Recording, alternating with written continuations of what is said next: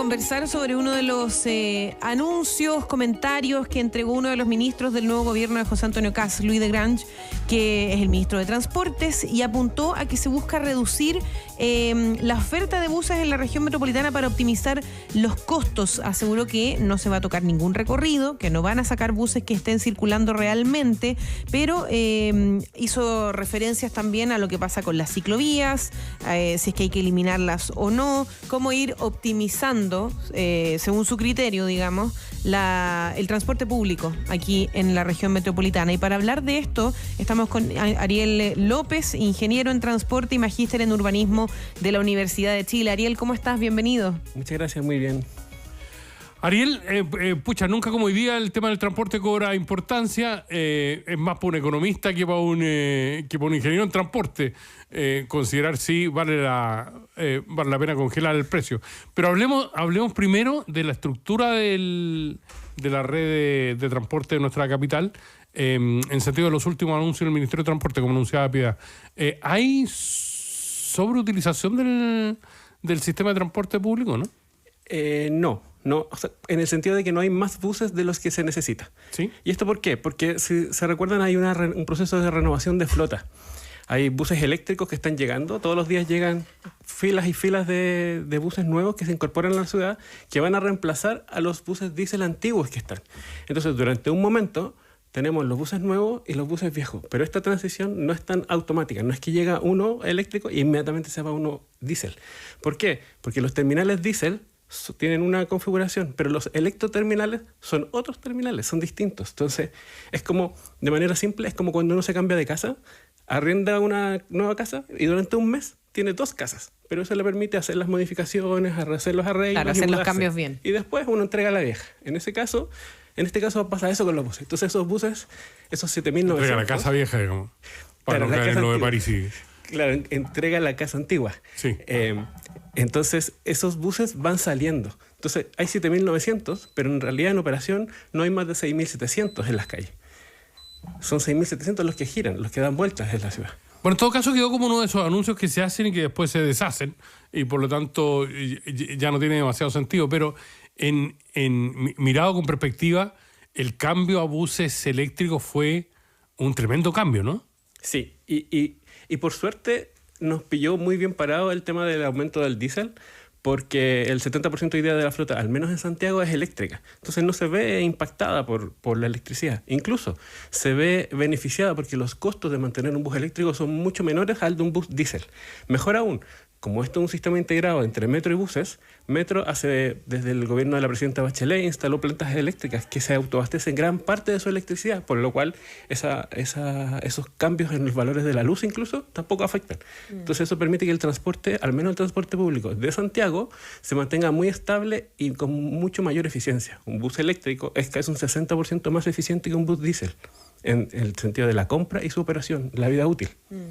Claro, y en ese sentido, Ariel, anunciar el congelamiento de precios en gran medida está, entre comillas, subvencionado, porque tenemos muchos buses eléctricos, digamos, ¿no? Sí. No es tanto el gasto para el fisco. Tal cual. No hay un gasto, solo el incremento del valor del diésel que golpea a los buses diésel que quedan, pero es marginal. Y ese valor se subsidia vía subsidio Transantiago, entonces no se transfiere a tarifa. Cuando se plantea congelamiento de tarifa, es que igual el panel de expertos no lo hubiera subido. No lo hubiera subido. Ahora, cuando hablamos también de optimizar el sistema de transporte en la región metropolitana, no solamente el ministro habló de la flota, digamos, y de los recorridos, finalmente de lo que está pasando con la cantidad de buses, sino también de la evasión, que siempre ha sido un punto súper importante en el transporte público, sobre todo en los buses, digamos. Se han puesto torniquetes incluso en muchos recorridos, y se busca obviamente bajar, o que el objetivo sea buscar un diseño con el que se pueda bajar la evasión. ¿Eso también podría ayudar a mejorar el sistema de transporte, o eso es netamente por un tema de recaudación? Puede ser las dos cosas. Pasa que en la práctica, cuando una persona no paga el transporte público, el Estado tampoco paga esa diferencia, el valor. Entonces, si uno lo mira en números netos, pensemos en el supuesto, obviamente la evasión, hay un tema...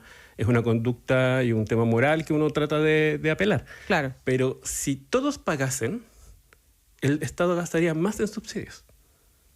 porque la compensación, hoy día el valor del pasaje es en torno a 1.500 pesos en promedio, porque la noche es más cara. Cuando uno paga 800, el Estado pone la diferencia. Si uno no pone 800, el Estado no pone esa diferencia. Entonces es contraintuitivo. Bajar esto es en el corto plazo, porque igual generaría daños estructurales. No estoy promoviendo la evasión. Sí, está sonando feo, digamos, pero claro. no es que uno promueva la... Claro, pero el Estado, si pondría más subsidios, si más personas validaran. Entonces, cuando se apela de que todo esto funciona mal porque la gente no paga, en realidad no es por eso que no funciona mal. Puede funcionar mal por otras cosas. Y gran parte de las cosas que funcionaron mal, pensemos, Transantiago 2007, han mejorado muchísimo. Hoy día tenemos un sistema de transporte público de buses que incluso presta un mejor confort que el metro, algo que era impensado hace 10 años atrás. Totalmente. De hecho, hay muchos buses hoy en día con alta tecnología, comodidad, aire acondicionado, asientos que son incluso un poco, acolchados, o sea, muchos asientos también para movilidad reducida, para personas mayores. En ese sentido también hay una valoración por parte de la ciudadanía de cómo ha ido mejorando el transporte público. Todo esto lo estamos hablando, ojo, en la región metropolitana. Sabemos que hay distintos servicios y sistemas también en otras ciudades del país, Copiapó, por ejemplo, que tiene una flota 100% eléctrica, y eso es un motivo de orgullo, por supuesto. Pero cuando hablamos de la región metropolitana, en un par de décadas o en un par de años ha mejorado muchísimo el servicio hacia las personas que se transportan en los buses. Sí, y eso en las evaluaciones ha ido subiendo notablemente. Y la evasión, hay una mayor valoración. Claro, hay una mayor valoración cualitativa de los pasajeros, pero también ha ido bajando la evasión. O sea, cada vez, los últimos años, ha ido bajando. Y eso también puede ser una respuesta. Pensemos que la evasión es un fenómeno histórico. Cuando nosotros éramos niños, uno decía, me lleva por 100, y eso también era una forma de evadir.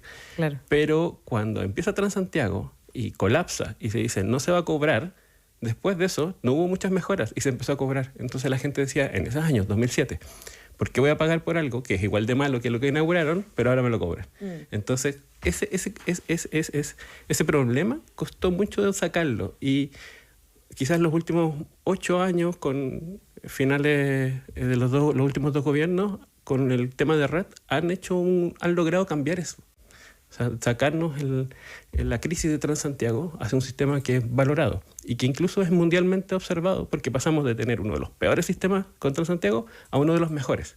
Y las mismas visitas que antes venían a aprender qué habíamos hecho mal, ahora vienen a aprender para qué hicimos bien. Ariel López es un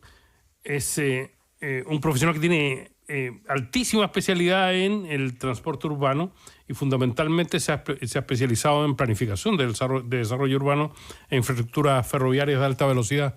En ese sentido, Ariel, hay un debate que también ha enfrentado distintas políticas del gobierno saliente y el entrante, en torno a que había un diseño ferroviario que aparentemente no se va a seguir desarrollando. Con el alza del diésel y la presión de los camioneros, en tu experticia, habría que retomar el tema ferroviario en Chile, ¿no? Sí, sobre todo, quizás hoy más que nunca. Pensemos que el alza del diésel en 500 pesos afecta directamente al transporte de carga, y el transporte de carga afecta directamente al transporte de los alimentos. Entonces, en primera instancia, lo primero que sube son la feria, los supermercados, las cosas especialmente las verduras, las cosas frescas, las cosas que se producen. Es una lógica muy normal entre la producción, el transporte y la distribución, esa cadena básica. Y ahí el transporte es un alto costo. Estamos hablando de que una malla de limones puede costar 200 pesos en origen y 1.000 y tantos pesos en entrega. Entonces, hay esa diferencia, es solo costo de transporte y las utilidades del medio. Si ahí golpeamos fuertemente con el aumento del diésel, vamos a perjudicar a los productores de alimentos y a los consumidores. O sea, hoy día es evidente que la inflación va a aumentar, especialmente en la canasta básica. Eso pega directamente a las personas que compran su comida, pero también tiene efectos colaterales a los restaurantes. Eso les va a pegar fuertemente. Entonces, ahí uno piensa, ¿por qué no trabajamos en una política de hacer el tren de la fruta o el tren de las verduras? O sea, un tren que transporte las cargas desde el eje norte-sur hacia los grandes centros de distribución. Estamos pensando en los Valladolid, La Vega, etcétera, en otras regiones igual. Entonces, eso podría abaratar los costos del transporte y mejorar las condiciones de pago a los productores, que cuando el transporte sube mucho, se quedan con la producción. Siempre hemos hablado también de que Chile es un país que tiene todo para ser un país bien ferroviario, en el sentido por lo menos de que somos un país longitudinal, digamos. Y cuando hablamos de eso, empieza también el cuestionamiento con respecto al transporte justamente de carga. Se demora y se ha demorado, el gobierno pasado tuvo una prioridad con respecto a fomentar los trenes en nuestro país, pero se demora también la idea de poder mejorarlo no solo para transporte de pasajeros, sino que también para transporte de carga. ¿Eventualmente eso es una realidad que podría tener nuestro país a futuro? Hoy día el transporte de cargas opera en poco. Claro, me refiero como que sea algo así, no sé, bastante regular y a mayor escala. Sí, es posible. Y, por ejemplo, ahora se anunció que se iba a caer nuevamente el tren de Valparaíso, pero pensemos que esa línea la hizo Enrique May hace más de 100 y tantos años, a costo privado incluso. Y dejó de operar desde el desastre de Querón, que es operar con pasajeros, eso 1989, más o menos. Sí. Y desde entonces se ha dicho que se va a volver a operar, y siempre se promete, la gente se alegra, vota y después no le hacen nada. Y así cada elección lo prometen y no lo cumplen. Entonces, ahí esa línea sigue operando. Hoy día hay trenes que van a Valparaíso, hasta la estación final de Valparaíso, desde la estación de Mapocho, todas las noches, por esa línea llevando cargas. Y también la línea que va a San Antonio. Hay por ejemplo, el tren del ácido que va desde Rancagua hasta San Antonio todos los días cargado de ácido. Y eso tiene no solo un efecto económico, también tiene un efecto sobre la seguridad. Cuando uno puede pasar carga de camiones a los puertos, le descargas el daño que le generan los camiones a los puertos. Hoy día, por ejemplo, se está pensando en aumentar el puerto de San Antonio con el puerto profundo de aguas adentro, y eso va a elevar varias veces la capacidad de transferencia, pero las vías que llegan a San Antonio son las mismas. La gente que vive cerca del puerto de San Antonio va a sufrir de más camiones, de más atropellos, de más contaminación.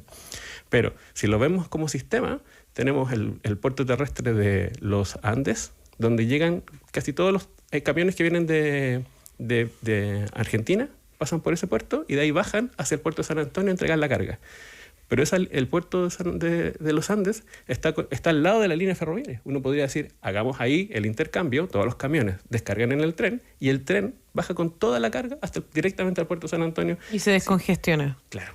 Entonces, hay cosas que se pueden hacer, pero estamos viéndolo todavía fragmentadamente. F solo ve trenes, Metro solo ve metros, cada uno ve por su parcela, pero nadie ve el escenario completo.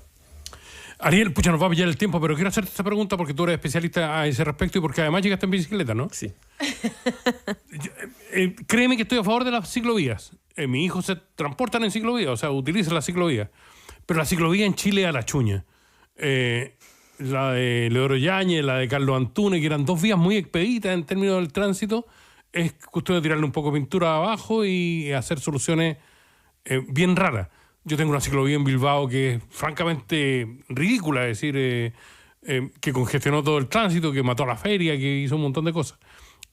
¿Por qué en Chile no se invierte en ciclovías y solo se pinta y se genera un espacio para que circulen los ciclistas?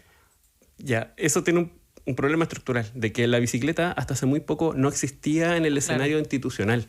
Pensemos, por ejemplo, en las municipalidades. Tienen la dirección de tránsito, ve licencia de conducir, ve permisos de circulación, ve calles, transporte público, pero nadie ve por las bicicletas.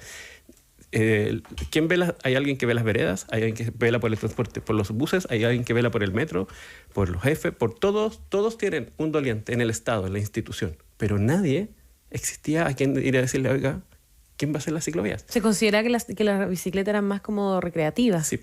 Entonces, recién el gobierno pasado, durante Boric, el ministro Juan Carlos creó una unidad encargada de ciclovías que hizo la estructura normativa, institucional, procedimental para poder hacer ciclovías. Y todo ese proceso avanzó harto, se hicieron como 700 kilómetros de ciclovías con un estándar. Antiguamente cualquiera hacía cualquier cosa. Incluso algunas ciclovías uno ve, no dice ciclovía, dice ciclopaseo recreacional, porque están hechos para que la gente vaya a pasear o a caminar, no para andar en bicicleta, como sentido de transporte.